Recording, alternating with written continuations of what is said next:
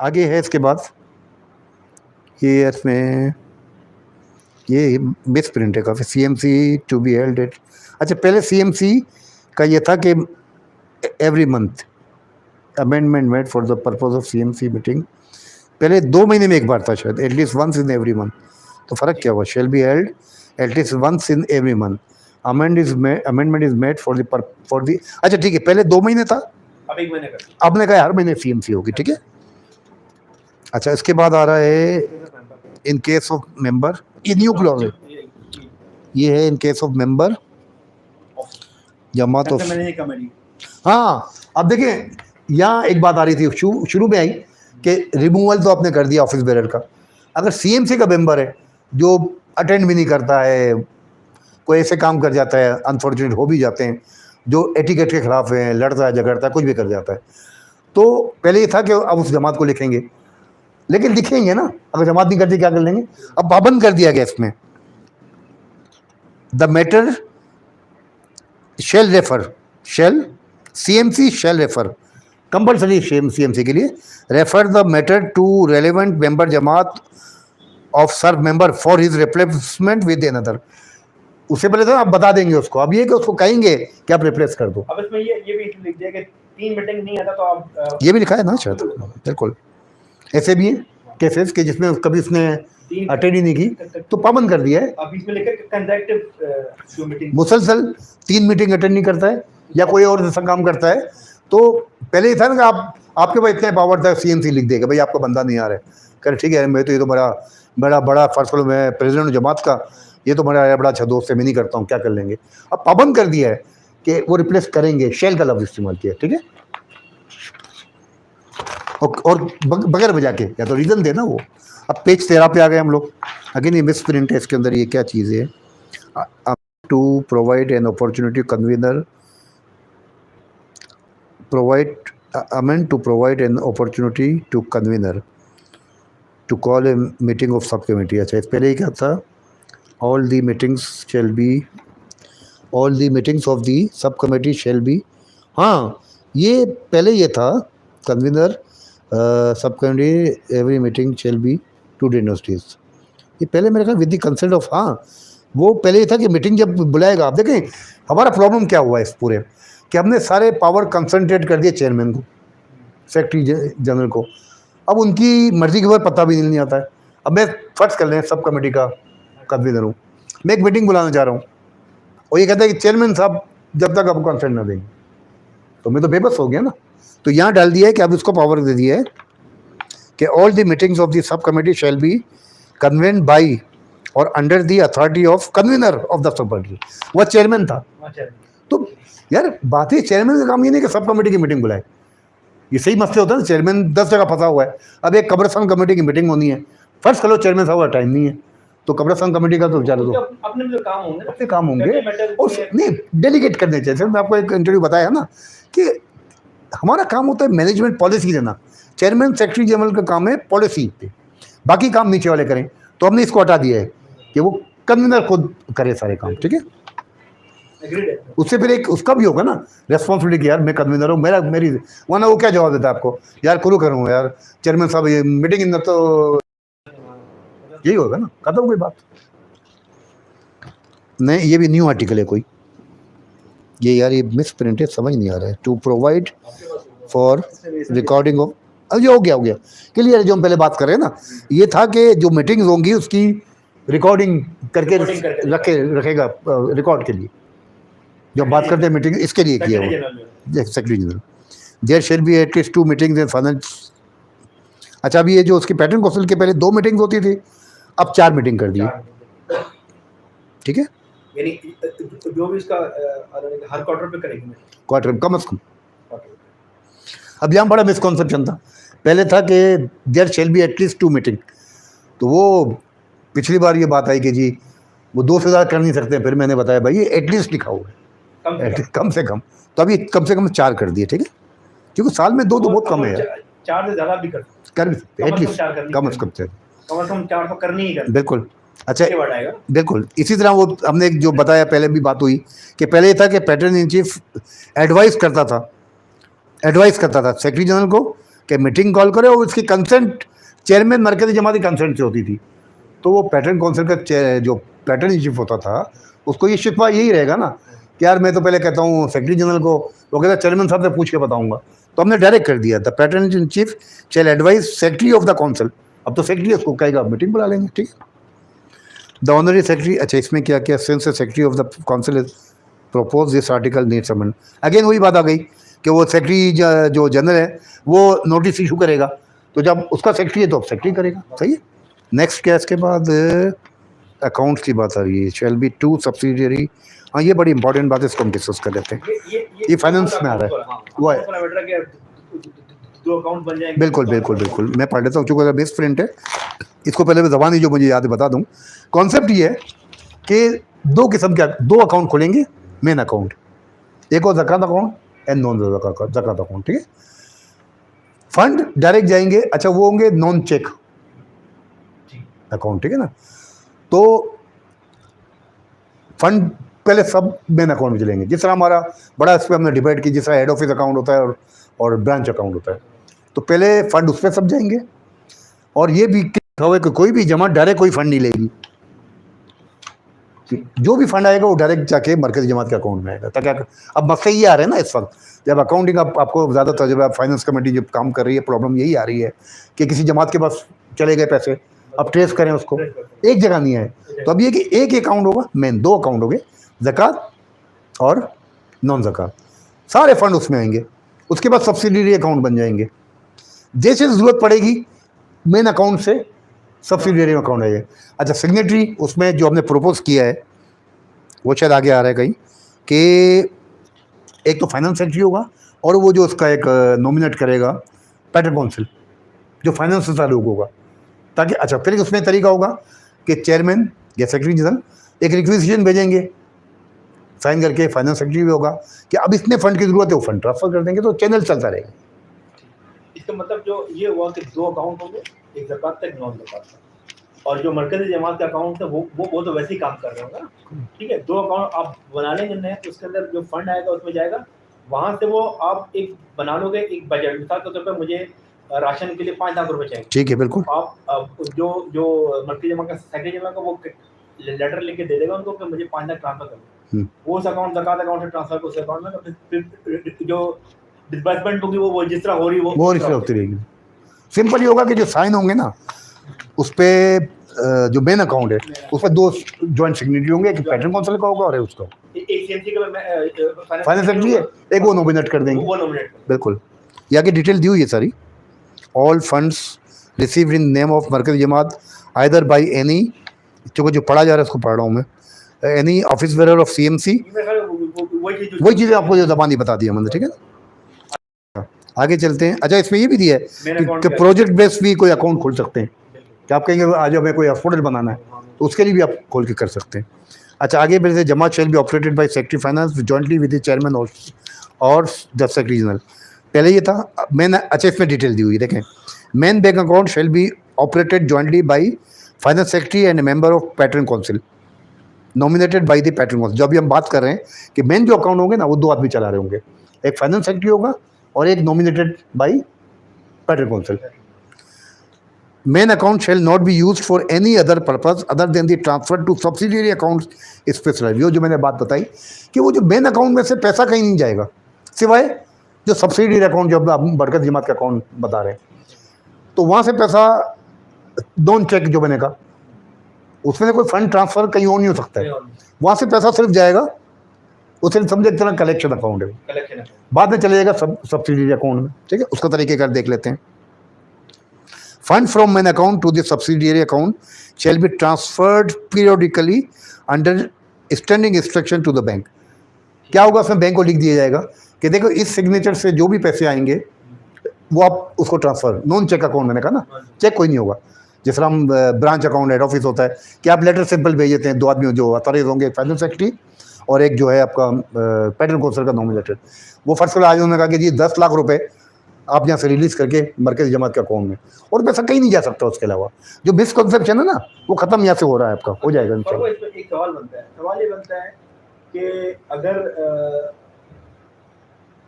CMC ने एक लिखा लेटर कि जी हमें इतने पैसे चाहिए, और वहाँ से ऑब्जेक्शन लगा दें पैटर्न कौंसिल के, जी नहीं हम तो नहीं दे रहे पैसे। रीज़न देगा ना, बात वो क्यों लगाएंगे, रीज़न होगा ना।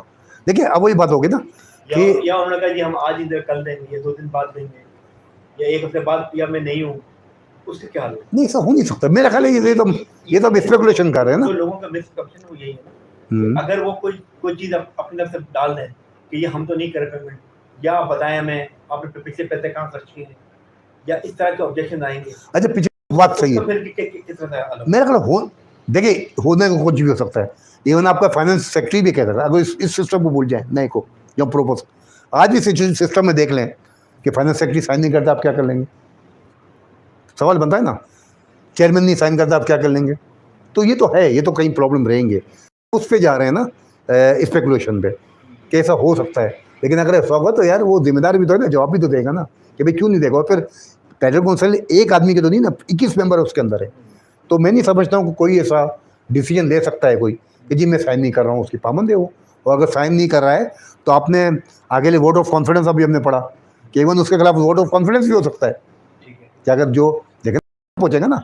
अगर फर्ज कर लें कोई जेन्युइन रीज़न नहीं है, मैं पैटर्न काउंसिल ने मुझे नॉमिनेट किया है साइन करने के लिए, मैं नहीं करता हूँ, आप दूसरे नो कॉन्फिडेंस है उसके।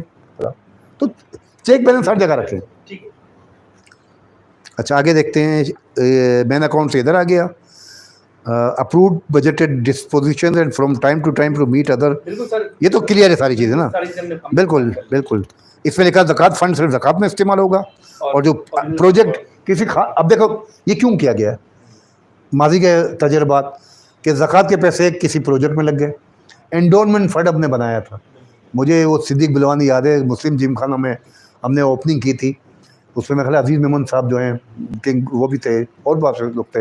मुझे अभी तक याद है कि वो बिलवानी साहब जो नॉन कच्चे बने, उसने एंडोनमेंट फंड में मुस्लिम जिम खाना की तरफ से पैसे दिए, और पैसे कितने लगे हुए एंडोनमेंट फंड के लिए, इतनी मेहनत की हमने, मैं सली उमर साहब, यूसुफ पटेल साहब ने पूरा उसको बनाया रजिस्ट्रेशन के लिए, देखो पैसे सारे लगे वहाँ पर किस प्रोजेक्ट में। तो ये दिया कि उस प्रोजेक्ट के लिए जो पैसा होगा, तो इसीलिए चेक बैलेंस रखा है ना। अब आप जो सवाल आपने किया उसका पॉजिटिव देखें ना, वो बना कर देगा। उसके बाद जब फाइनेंस सेक्रेटरी भेजेगा पैटर्न काउंसिल के जो नॉमिनी के पास, तो कहेगा ये तो नहीं दे रहा हूँ मैं, ये पैसा तो इस काम के लिए नहीं था। तो ये चेक बैलेंस अगर पहले होता तो शायद बहुत सारी चीज़ें नहीं होती। आगे चलें, हम पेज आगे 15 पे, यार ये मिस प्रिंट है ना, आगे क्या लिखा है आगे, to make the preparation and approval of budget. हाँ सही है सही है, नहीं ये बजट के बारे में, ये जो हम परसों से बात कर रहे थे ना कि बजट आज तक नहीं बना, 85 से लेके आज तक कभी ऐसा नहीं हुआ कि हमने पूरे साल का बजट बना के, बजट तो यही होता ना। देखिए मुल्क का बजट ही बनता है, हमें नहीं मालूम एग्जैक्ट रेवेन्यू कितना आएगा, एक्सपेंडिचर, लेकिन एक मोटा सा हिसाब हो जाता है कि यार इतना हमें पैसा मिलेगा, इतना खर्च करेंगे। तो आज तक बजट नहीं बना, फिर क्या होता है at the sweet will of the office bearer कि मुझे ख्याल है मैंने कहा यार ये काम कर लेना चाहिए, तो ये किया गया है कि एक बजट बन जाएगा, उसकी बजट के लिमिटेशन में हम काम करें, तो ये बजट के लिए प्रोवाइड किए। एवरी मेंबर जमात, हाँ पहले ये था कि असल कॉन्स्टिट्यूशन में कि 15,000 रुपये हर जमात देगी या 15%, विच एवर इज लेस। अब सोचा कि 85 में 15,000 रखे थे, तो अब तो यार इन्फ्लेशन इतना हो गया है, तो 1,50,000 या 15% जमात देगी, ठीक है। और ऐसी जमात भी है नीचे आ जाते हैं जो नहीं दे सकती, उसका आगे आ रहा है। तो ये है कि बजाय 15,000 के 1,50,000 हर साल या 15% की जो नेट इनकम होगी वो उसको दे मरकजी जमात, ठीक आगे दिया हमने ताकि उनके जो, अच्छा ये दिया rent of property of the member Jamaat, income from properties of member Jamaat, word rent, ये मुझे याद नहीं कि मेंबर जमात के क्यों जिक्र आ गया, री नंबरिंग किया है या जो भी है। आगे आते हैं, इन केस जो आप बात कर रहे हैं, इन केस ये पहले ये था कि जमात मेंबर जमात have no source of income is specified higher, पता नहीं इसका मतलब क्या, कोई वर्ड सही नहीं है, शेल पेड ₹500। अच्छा पहले 500 रुपये था, अगर किसी जमात की कोई इनकम नहीं है 500 देगा, अब हमने उसको 5,000 कर दिया है। मैंने यही बात बोली, मैं कहा 5,000 तो नहीं, तो कमेटी वाले चंदा करके दे देंगे, कम से कम कॉन्ट्रीब्यूशन होना चाहिए। 500 तो उस ज़माने में 85 के थे ना। आगे चलते हैं, आगे क्या ये है, टू प्रोवाइड अपॉर्चुनिटी। हाँ ये बड़ा अगेन एक हमने बड़ा सोच के कि न्यू ब्लड नहीं आ रहा है, शिकायत ये है कि यार पुराने लोग चले आ रहे हैं, तो दे चली काम भी कर रहे हैं वो माशाल्लाह, उनकी एक रेपो भी है, लेकिन जब नया बंदा आता है तो उसको इतना मौका नहीं मिल रहा होता है। तो इसमें क्या कि 2 बार इलेक्शन के बाद तीसरी बार वो पढ़ लेते हैं इसको। ये चूँकि मिस प्रिंट आ रहा है, all the registered member of member जमात शेल बी एलिजिबल, वोट की बात आ गई, but on being elected he shall cease to hold office. हाँ, वो बात है कि ये पहले भी था कि ये पिछली अमेंडमेंट डाला था। पहले क्या होता था कि एक जमात में भी वही है बंदा और वही मरकज़ी जमात में भी है। उस दिन हम डिस्कस कर रहे थे मेरिट डीमेरिट्स उसके। एक तो ये पॉइंट ऑफ व्यू कि उस पर कंट्रोल ख़त्म हो जाता है जमात का, लेकिन एडवर्स ये आ रहा था कि वो लाइन देता है अपनी जमात से, उसको इंडिपेंडेंट होना चाहिए। चेयरमैन बन गया, सेक्रेटरी बन गया, तो उस जमात के प्रेशर से निकल जाना चाहिए, क्योंकि वरना जो मेरा अपना एक्सपीरियंस था, जो वो बात करता था वो देखता था मेरे जमात नाराज़ नहीं हो गए, तो उसके लिए हमने कहा कि वो ये पिछले अमेंडमेंट में कहा था कि अगर किसी जमात का कमेटी में है तो इलेक्शन तो कंटेस्ट कर सकेगा, लेकिन जब इलेक्ट होगा तो अपनी वो सीट खो बैठेगा।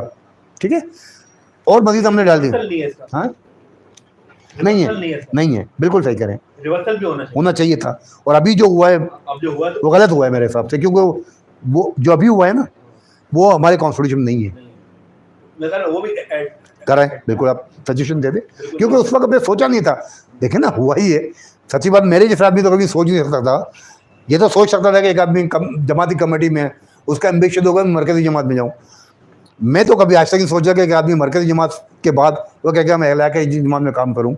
आदमी तो प्रमोशन की तरफ सोचता है ना, वो तो सोचा मैं यार मरकज़ी जमात पैटर्न काउंसिल में जाऊँ। तो ये हमने नहीं सोचा था, ये हमारी गलती है, नहीं सोचा था, लेकिन मिसाल आ गई तो आप ये प्रपोज कर सकते हैं। ये तो सेम ये प्रपोजल जैसे चल रहा है, एक प्रपोजल है कि अगर कोई मरकज़ी जमात का मेंबर है और मरकज़ी जमात में इलेक्ट हो जाता है तो वो अपनी जमात छोड़ देता है, कुछ छोड़ना पड़ता है कानून के अंदर है। अब ये है कि अगर मरकज़ी जमात में है तो पीछे वाली जमात में नहीं जा सकता जब तक कि वो वहाँ से फारिग नहीं। हाँ, ये आप डाल सकते हैं, इसके नाम का ये प्रपोजल दे सकते हैं बिल्कुल, क्योंकि हमने इससे पहले सोचा नहीं था ऐसा हो सकता है।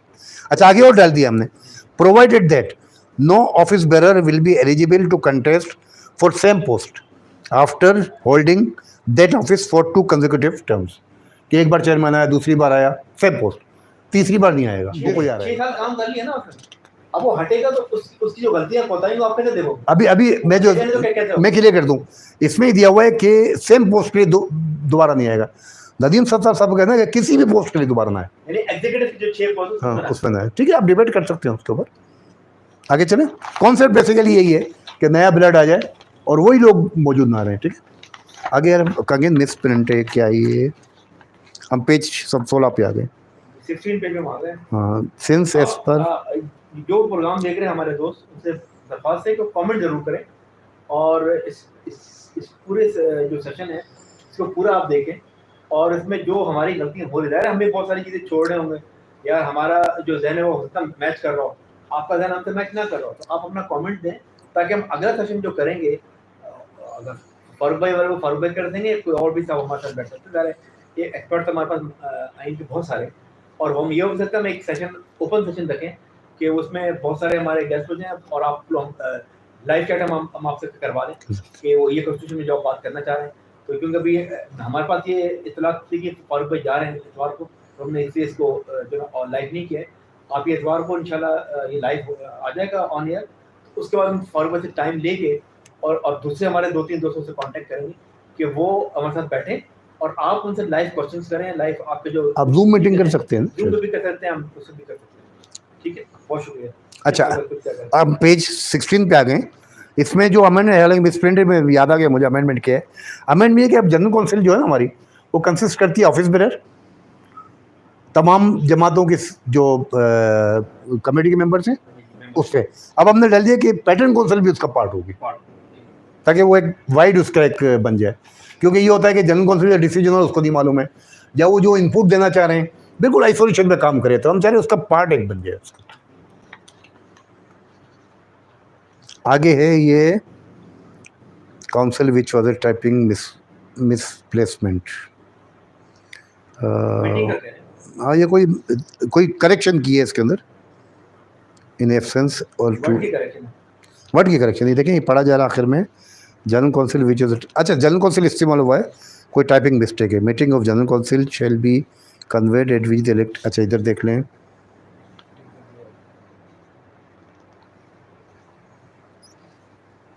इसके अंदर जो ना यहाँ meeting of general council shall be called member of general council, ये देखें मरकजी जमात and members of general council इसमें ए मीटिंग, जी जी जी जी, फर्स्ट मीटिंग होगी और जब तक ओथ नहीं होगा उस वक्त तक वो ये नहीं आपको शायद नहीं शुरू से पढ़े थे ना ये, अच्छा मेरे पास नहीं, आपका प्रिंट सही है, हाँ ये है, with in 16 days election of office bearer of Kashmir Markaz Jamaat and members of General Council, a meeting of General Council shall be convened in which the elected officers and members of managing committee shall take oath of their office.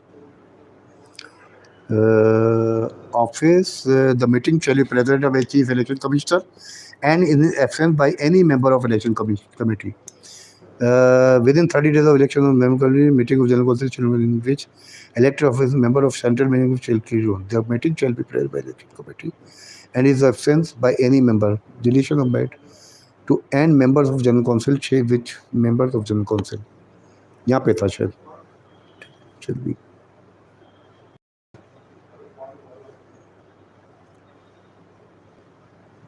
हाँ ठीक है, ये यहाँ पे असल में जब दोबारा पढ़ता हूँ ये लिखा within 30 days of election of office bearer of Kashmir मरकजी जमात and members of general council a meeting. ये पहले तो चूंकि जनरल काउंसिल और मरकजी जमात के एग्जीक्यूटिव एक साथ ही अब हो जाते थे, अब सिस्टम अलग है ना, तो इसीलिए जनरल काउंसिल हटा दिया है कि यहाँ पे जो ओथ होगा 30 days के अंदर होगा, किन का होगा, ऑफिस बेरर मरकजी जमात का होगा, ठीक है, और इलेक्शन कमीशन, तो ये काउंसिल जनरल काउंसिल का ओथ इसमें नहीं होगा, पहले होता था जनरल काउंसिल का ओथ साथ होता था, इसलिए इसको सही कर दिया। अच्छा इसके बाद न्यू क्लॉज आ रही है कोई, अच्छा ये हो गया ना, इलेक्शन वाला तो हो गया, ऊपर तो इलेक्शन कमीशन का हो गया, एक न्यू क्लॉज आ रही है with in 10 days of formation of pattern council of meeting. हाँ अब देखें क्या होगा, पहले मैंने जो असल प्रोपोज ये किया था शुरू में कि जो मीटिंग होगी उसमें ऑफिस बेरर का भी इलेक्शन वोट हो जाए और पैटर्न काउंसिल का भी हो जाए, लेकिन वो एक अच्छी बात है, उन्होंने कहा ये ज़रूरी नहीं है इलेक्शन के बाद पैटर्न काउंसिल बनेगी तो इसको बहुत अलग होना चाहिए, तो ये हमने अलग डाल दिया with in 10 days of formation of pattern council a meeting of the CMC shall be convened in which the pattern in chief and the general secretary of the pattern council will take oath of their office. The meeting shall be presided by the chief election commissioner and in absence by any member of election committee. ठीक है, तो ये oath के बारे में। इसके बाद है और ये है an office bearer and a member of CMC and pattern council shall deemed to have vacated his office. If, हाँ ठीक है, कि उनकी सीट खाली हो जाएगी, समझी जाएगी अगर, तो पहले सिर्फ सीएमसी का था, अब चूंकि पैटर्न काउंसिल को इलेक्टेड है तो उसका भी कि किस सूरत में खाली हो जाएगी। इफ ही रिजाइंस, अगर वो by notice in writing and accepted by central managing committee or patron council as the case में भी, कि वो अगर रिजाइन कर देता है और एक्सेप्ट हो जाता है, सीएमसी कर ले और पैटर्न काउंसिल कर ले तो वो तो समझा जाएगा कि उसकी सीट वेकेट हो गई। सेकंड था कि यहाँ पे मिस प्रिंट हो रहा है, एक इसमें था या डेथ हो जाए उसकी, ये रूटीन वाली चीज़ें जो होती है आमतौर पे। Election nomination of donor and professional, अब जो आपका सवाल था कि उनके इलेक्शन किस तरह होंगे, हमने क्योंकि उस पर अमेंडमेंट कोई नहीं किया मरकज़ी जमात के, उस पर हमने कोई नहीं टच किया, अब चूंकि इसका इलेक्शन में हम ला रहे हैं तो इसका तरीके कर दीजिए। अब हम पढ़ लेते हैं election nomination of donors and professional, ठीक है, donors and professional will be selected, elected oblique nominated, ठीक है, for 3 years by donors and professional forums respectively as per rule and procedure of this bylaw। अब donors और professional किस तरह elect होगा उसका तरीकेकार इसमें दिया जा रहा है। Nomination of senior official, number 1 तो हो गया डोनर्स और प्रोफेशनल, फिर हमने कहा सीनियर ऑफिशियल किस तरह होंगे। Patron in chief with the consultation of chairman shall nominate 2 in service और रिटायर्ड, या सॉरी पहले तो उसकी बात हो जाए, ये हमने कहते हैं एज पर बाई लॉज वो आ जाएगा कि इलेक्शन किस तरह होने, वो पीछे इलेक्शन वो मिस प्रिंट था कि इनके इलेक्शन जो बता चुके हैं कि हर कमेटी सब काउंसिल होगा अपने इलेक्ट कर लेगी, ठीक है ना।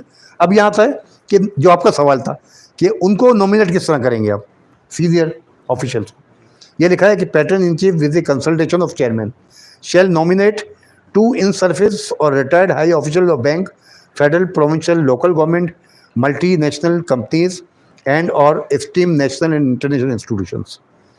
एक तो ये हो गया सीनियर ऑफिशियल्स का, ठीक है। दूसरा था nomination of x chairman social worker, उनका इलेक्शन नहीं है, उनका नॉमिनेशन, सही है। अब किस तरह होगा, आपका जो चीफ पैटर्न भी मैं समझ वो इलेक्ट होगा, इनके अंदर सेलेक्ट होगा, काउंसिल इलेक्ट करेगी उसको। अच्छा, two most senior, two most recent ex chairman who served as chairman and senior social workers of CMMJ and member जमात will be nominated by central managing committee of मरकजी जमात। इस पर debate हुआ था कौन करे, पैटर्न कौन से, आखिर होगा नहीं यार CMC कर ले, कि उसको ज़्यादा मालूम है। Within 10 days of election, nomination of donors, professional officials, ex-chairman and social worker referred here above, they shall elect among themselves as patron। अब जो आप सवाल कर रहे हैं कि वो तो इलेक्ट हो जाएंगे, अब पैटर्न काउंसिल को कौन इलेक्ट करेगा? 21 लोग जो है पैटर्न काउंसिल के लोग जो होंगे वो 21 में शामिल होगा। देखो ना, जो भी होगा वो पहले तो उसमें आ जाएगा, फिर उनमें से वो पैटर्न इन चीफ को अपना इलेक्ट कर लेंगे। इसमें वो जो 3 जो लोग हैं जो CMC वाले भी शामिल, कौन? 3 CMC के मेंबरान भी होगा ना, हाँ। चेयरमैन नहीं, वो एक्स ऑफिशियल होते हैं, वो वोट नहीं होंगे, वो शामिल नहीं होंगे, क्योंकि इसमें लिखा है with in 10 days of election nomination donors professional senior official ex chairman and social worker referred here about. अच्छा, नहीं तो उनकी बात एक्स चेयरमैन की हो रही है, प्रेजेंट की नहीं हो रही है, ठीक है। दे शेल इलेक्ट, इनकी बात हो रही है, ठीक है। एमंग देमसेल्फ, एमंग देमसेल्फ का मतलब ये हो गया अपने में से करेंगे, बाहर से नहीं करेंगे। यानी एक जेन में आ सकता ना कि पहले बन गया बाद में कोई चीफ पैटर्न, ऐसा नहीं होगा, उन्हीं में से होगा। As patron chief and general secretary of, ये सेक्रेटरी होना चाहिए basically, general secretary of the patron council for a period of 3 years, ठीक है। Provided that the election of the office bearer of the patron council, ये 21 seats remain. हाँ, ये बात ही हो गई है कि फर्ज करो जो पहले मैंने जिक्र किया कि हो सकता है कि किसी एक ग्रुप से 12 लोग आए, 21 नहीं बनते, 18 बनते, 19 बनते, तो इलेक्शन फिर भी होगा। ये नहीं होगा कि 21 का इंतजार करें ताकि वो अपना काम शुरू हो जाए, ठीक है।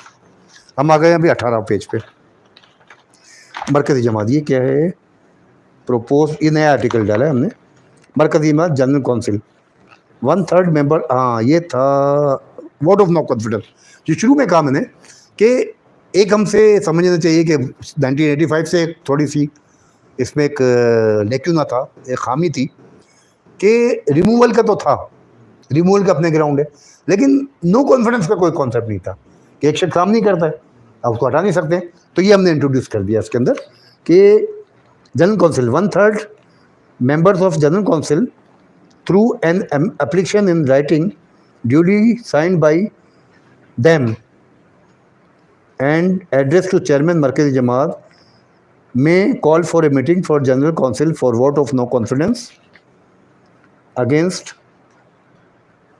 chairman या office bearer Markazi Jamaat और patron in chief secretary or any other member of patron council on receipt of, ये तरीके का पूरा दिया हुआ है कि अगर फर्ज कर लें कि 1/3 मेंबर जो हैं जनरल काउंसिल के वो किसी से मुतमईन नहीं है, चाहे चेयरमैन मरकज़ जमात का हो या और एग्जीक्यूटिव है या पैटर्न इन चीफ और सेक्रेटरी और पैटर्न काउंसिल मेंबर है, तो वो 1/3 जो है रिक्वेजिशन करेंगे और मीटिंग बुलाई जाएगी।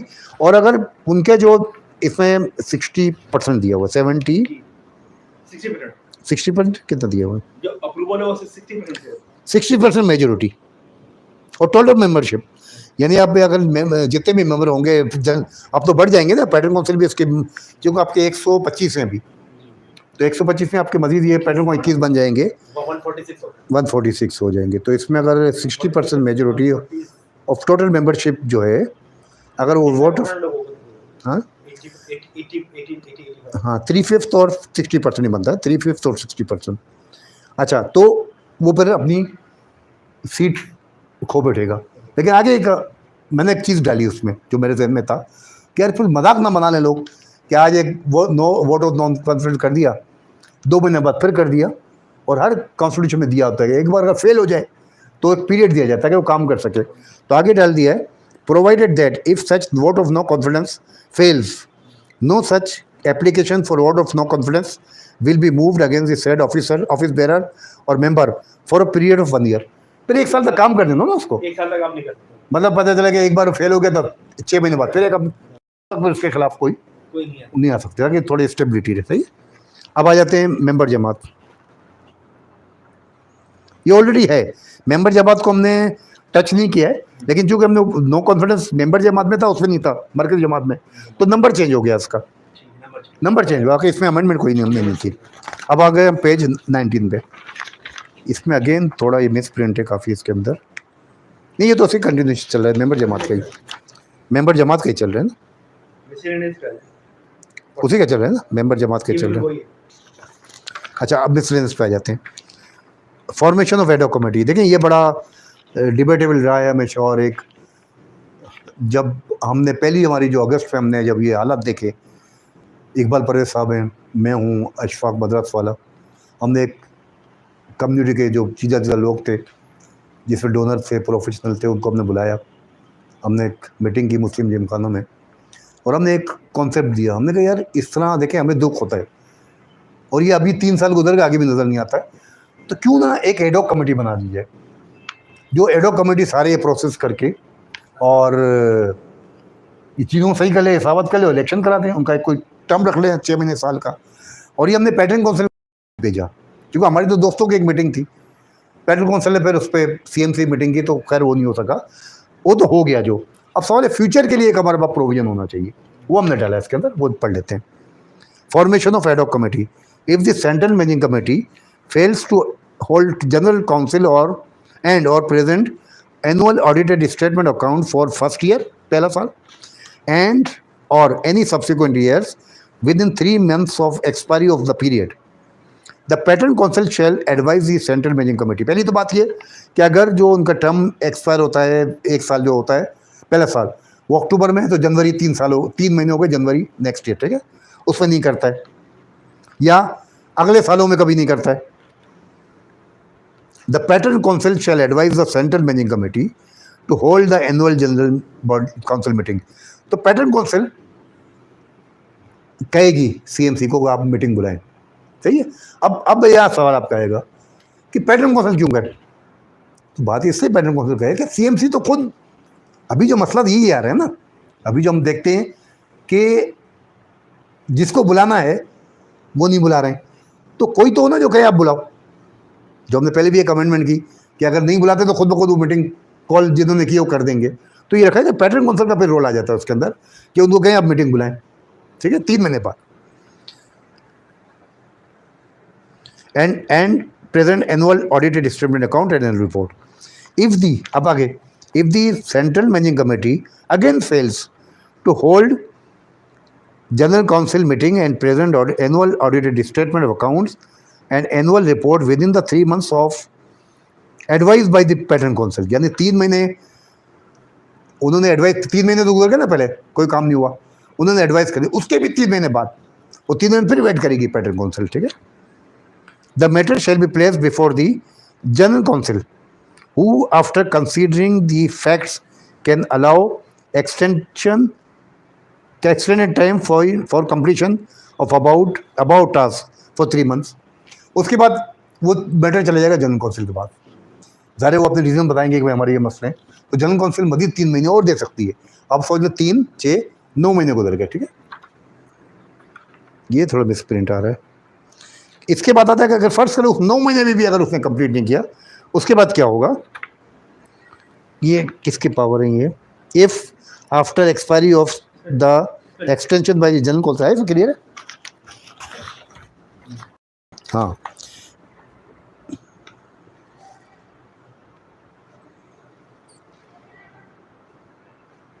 इसमें मिटा हुआ है, इसमें बल्कि इसमें बेहतर आ रहा है, इसमें मिटा हुआ है, बीच में मिटा। If after the expiry of the extension by the general council, अच्छा उसके बाद भी उन्होंने और टाइम दे दिया, 3 महीने का टाइम तो जनरल काउंसिल ने दे दिया, फिर भी नहीं करते, आप लोग 3, 6, 9 महीने, तो फिर क्या आखिरी एक्शन अब क्या होगा, अब तो फिर क्या होगा, अपॉइंट कॉन्स्टिट्यूट, ये पैटर्न काउंसिल के मेरे ख्याल इसमें है, नहीं ये पैटर्न काउंसिल अपॉइंट करेगी एक committee, ad hoc committee, consisting of office bearers and members of central managing committee. फिर क्या होगा, एक अपॉइंट कर देंगे एडॉक कमेटी जिसमें ऑफिस बेरर होंगे और सीएमसी के मेंबर्स होंगे, office bearer means of chairman, vice chairman. उनका उनसे तो हुआ नहीं काम। नहीं एडॉक होंगे, वो नहीं बाहर से जिसको समझेंगे कम्युनिटी के अंदर से, वो भी और जो 27 है ये वो भी सीएमसी के भी एडॉक होंगे, वो भी आगे हमने दिया है एक जगह, हमने शुरू में लिखा ना कि सीएमसी के मेंबर होंगे जो नॉमिनेट करेगी जमात, उसमें हमने कंडीशन दी है, लेकिन उसका इतलाक इस पर नहीं होगा एडॉक कमेटी पे। ये भी चार जो जमात से लेंगे उन्हीं इलाके होंगे, लेकिन वो पैटर्न काउंसिल डिसाइड करेगी। देखिए बेसिक कॉन्सेप्ट जो आप वाली जो आपने बात की उसको एक्सटेंड करता हूँ ना। अभी आपने बड़ी अच्छी बात की कि जिन लोगों ने नहीं किया उनको दे रहे हैं, ऐसा नहीं है। यही कॉन्सेप्ट है कि जिन्होंने नहीं किया उसकी जगह नए बंदे लाएं, एडॉक कमेटी बनाए, सीएमसी भी, और फिर वो काम कंप्लीट करे। तो ये कहते हैं appoint constitute and ad hoc committee consisting office bearers and members of managing committee, nominate office bearers of ad hoc committee who the pattern council thinks fit, and 4 members of each member jamaat as member of the ad hoc committee with the consultation of managing committee of the such member jamaat। वो नहीं करेंगे, उनसे अब consult कर लेंगे first करो XYZ सारी जमातों से कि भाई हमें 4 बंदे चाहिए, आप नाम दें, हमें अपने बंदे दे दें। ये हो गया, हम पेज 19 पे आ गए, ये आखिरी पेज है हमारा। अच्छा, फिर इसमें इसी का कंटिन्यूएशन चल रहा है, आपके प्रिंट सही है। मैक्सिमम, अच्छा आ गया, maximum tenure of such ad hoc committee will be 1 year. 1 साल के अंदर उसको सारा टास्क पूरा करना है इमरजेंसी में। उसके बाद है ad hoc committee shell perform function of centre and general council the ad hoc committee will get the financial statements completed and conduct the election of मरकज़ी जमात as per bylaws of during the tenure। यानी 1 साल में, यानी 1 साल जरूरी नहीं है, हो सकता है 6 महीने में कर ले, 3 महीने में, ज़्यादा 1 साल में उसका काम है अकाउंट्स पूरा कराए और मरकज़ी जमात के इलेक्शन करके उनको हैंड ओवर। अच्छा, कॉन्फ्लिक्ट इंटरेस्ट, ये भी नो इलेक्टेड और nominated representative shall enter into personal profitable business or service and employment contract with मरकजी और मेंबर जमात वेदर डायरेक्टली और इनडायरेक्टली। अभी एक आपने कहा था, मुझे ज़बानी याद था, ये डायरेक्टली इनडायरेक्टली और डायरेक्टली इनडायरेक्टली। अब इसमें हमें एक सवाल किसने मुनव्वर खत्ताई साहब ने, जी वो सवाल भेजा था कि तो आइन में हमने इसमें अमेंडमेंट आई है कि जो ऑफिस बेरर है और जो मैनेजिंग कमेटी का मेंबर है वो जमात के किसी भी प्रॉफिटेबिलिटी के हिसाब से काम नहीं कर सकता, चाहे वो जमात खाने का हो, किचन का हो, कोई और कॉन्ट्रैक्ट हो, तो वो नहीं ले सकता। उनका सवाल ये था मुनव्वर साहब का कि ये खुद तो नहीं लेगा, अपने बच्चों को दे सकता है, भाई को, वालिद साहब को दे सकता है, तो इसमें ये लिखा हुआ है डायरेक्टली इनडायरेक्टली। ये मुझे याद था कि मैंने डाला था इसमें क्लियर कर दिया है कि ये किसी को भी दे सकता है, डायरेक्टली दे सकता है ना इनडायरेक्टली। अपना किसी मुलाजिम को दे दे, तो मेरा बेटा भी नहीं आता, मेरे वालिद भी नहीं आता, मेरा भाई भी नहीं आता। बिल्कुल यही है, ये मुझे याद था, मैंने आपको सोचा ना जब आपने सवाल की, क्या मैंने कहा मुझे याद पड़ रहा है कि डर ये जहन में था कि खुद ना अपने बेटे को बैठा दिया, अपने किसी मुलाजिम को। बल्कि मैं तो सच्ची बात है कि चूँकि यहाँ कॉन्स्टिट्यूशन में ये नहीं की है, तो ये है कि कोई भी आप कॉन्ट्रैक्ट देते हैं, आप कोई जमात को कोई आप डेकोरेशन देते हैं, उसके लिए एक बिड होनी चाहिए। आप पब्लिक में जाए, कच्ची मन भाई आप कोई भी आ जाए। तो मैंने ये सजेशन दी थी कि आप ओपन बिड दें, तो मुझे नौमान ने ये कहा था हम पूरा ये प्रोसेस फॉलो करें, हम सीखते तजर्बा से था। देखिए आपने कितनी नेक नियत से किया हो, कोई ना कोई एलिगेशन लगाया जाता है कि यार अपने किसी रिश्तेदार को दे दी, तो इसे नौबत ही क्यों है। तो ये डायरेक्टली इनडायरेक्टली वाले हो गया कंप्लीट। फिर इसमें एक अपने एक चीज़ डाली, हमने कहा ना नो इलेक्टेड और nominated representative shall entered into any personal, पहले था पर्सनल बिजनेस लिखा था, उसमें एक बड़ी अच्छी बात आई कि पर्सनल बिजनेस, तो किसी ने कहा कि हो सकता है कोई डोनर हो, मिसाल के टिम्बर मार्केट का डोनर है, वो कहता है यार मैं आपको ये आप प्रोजेक्ट बना रहे हैं, मैं आपको लकड़ी सप्लाई कर देता हूँ, लेकिन मैं आपको फ्री ऑफ कॉस्ट नहीं दूंगा, लेकिन आपको सस्ती दे दूंगा। तो ये क्लॉज में तो फिर हुआ जाएगा। देखो ना, वो कमेटी का मेंबर होना जरूरी तो नहीं है। तो फिर हमने लिया प्रॉफिटेबल, कि अगर कहता है यार मैं प्रॉफिट आपसे नहीं लूँगा, तो आपको तो मालूम हो जाएगा ना मार्केट से, तो हम प्रॉफिटेबल बिजनेस करेगा, वॉलंटरी कर दे, आपको ऐसे दे दे, बिजनेस तो ऐसा भी हो सकता है ना। तो एक हो गया। फिर इसकी दूसरी क्लॉज है वो मिटी हुई, लेकिन ये कि जो काम मरकज़ी जमात कर रही है जितने भी इलेक्टेड या नॉमिनेटेड मेंबर हैं वो किसी ऑर्गेनाइजेशन में जो ऐसा ही काम कर रहे हैं उसका हिस्सा नहीं बन सकते। मिसाल के तौर अब पे मसला एक ये आदमी जनरल सेक्रेटरी, तो क्या वो किसी और ऑर्गेनाइजेशन की एग्जीक्यूटिव कमेटी में नहीं आएगा या उस कमेटी में ही नहीं आएगा? कमेटी में बिल्कुल नहीं आएगा। एक मिनट, हमने शायद ऑफिस बेरर बाद में करा ऑफिस दिया, बेरर लिखा है ना? बाद में ऑफिस बेरर कर दिया था हमने उसको। मेरा ख्याल है पहले नहीं था, मुझे याद पड़ा जब डिस्कशन हो तो ऑफिस बेरर डलवा दिया था। मैं पढ़ लेता हूँ। पैटर्न काउंसिल में वर्क फॉर अच्छा, ये पहली तो बात है कि वो उनके लिए है। No office bearer of CMC, patron in chief और सेक्रेटरी। तो सीएमसी का सारा मेंबर नहीं, सारे मेंबर, सिर्फ जो ऑफिस बेरर है एग्जीक्यूटिव और पैटर्न पैटर्न और सेक्रेटरी, वो किसी और के नहीं बन सकते। बिल्कुल बिल्कुल, अगर सीएमसी का नॉर्मल मेंबर है वो बन सकता है।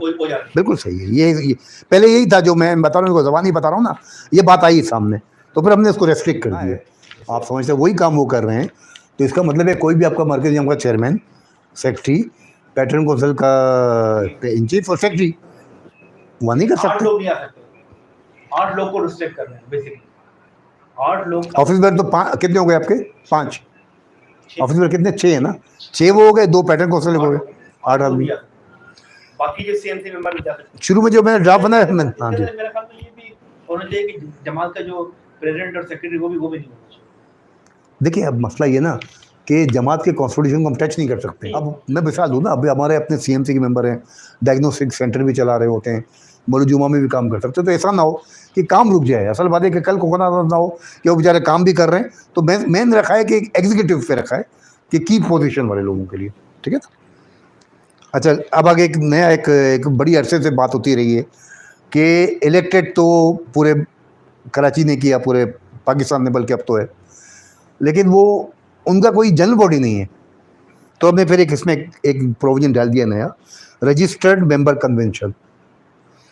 सीएमसी ऑफ द मरकजी जमात शेल, में नहीं, शेल जिम्मेदारी, convene a meeting of all the registered members of the member Jamaat once in the financial year, ठीक है, to apprise the members the function and performance of मरकजी जमात।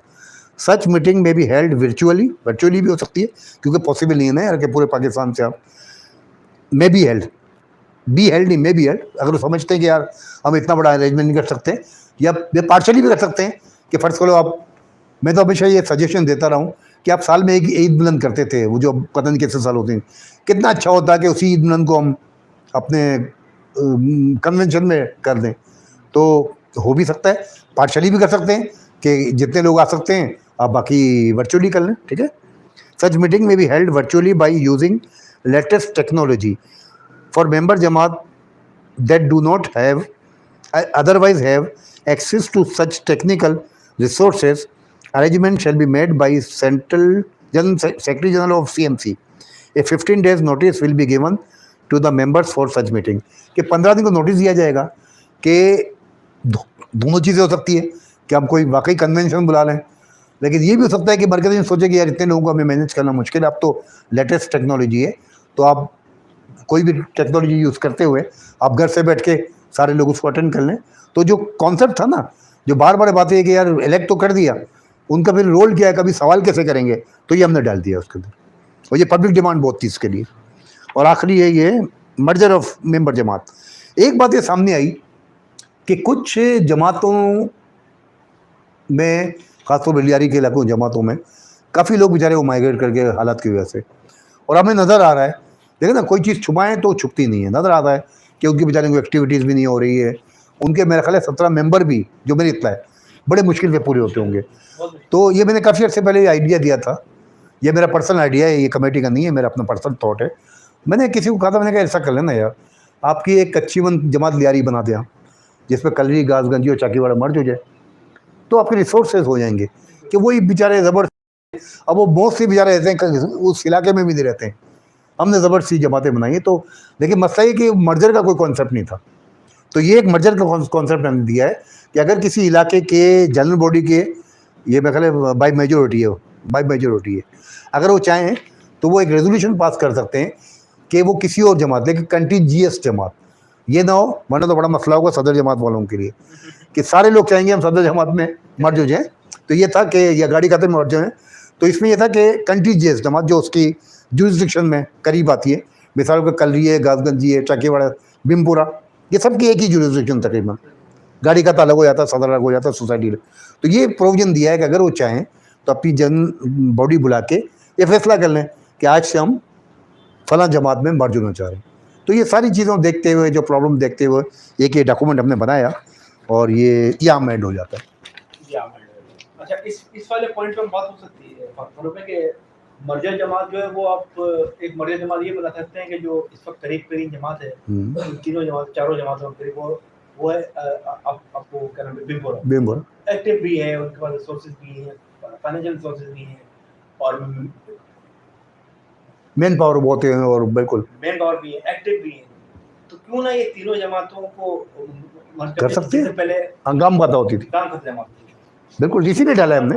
हो सकता है, देखिए फिर आपकी 3 जमात रह जाएंगी, 3 बड़ी जमातें रह जाएंगी, गांव खाता, गाड़ी खाता, सदर और सोसाइटी 4 हो जाएंगी, 4 हो जाएंगी। और ये हमारा एक स्टेप होगा टुवर्ड्स 1 जमात।